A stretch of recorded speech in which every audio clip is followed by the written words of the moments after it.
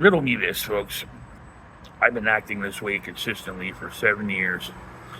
No person in their right mind would act this way for 7 years that was not this.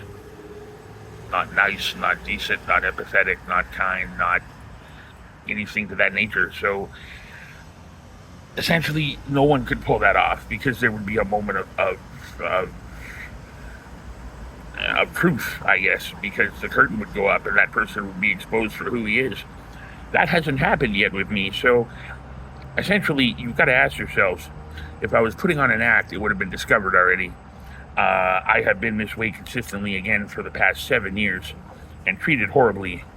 So essentially, as much as everybody wants to point the finger and say that I'm a dickhead, being a little unsure of myself because more than once by important people in my life, at the time they were important anyway, they would compare me to the criminal element or put me in that sort of arena, or essentially put me in places where, in situations where I would be forced to do things against my moral code, mostly because I think people wanted to start seeing me make some mistakes, become imperfect.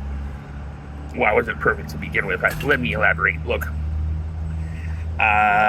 more than once, put in the criminal element, put in the homeless element, because people wanted me to change my ways, to change my behavior. I've had people in my life laugh at me and say that, ha ha ha, I made you a criminal, and things like that. So essentially, like,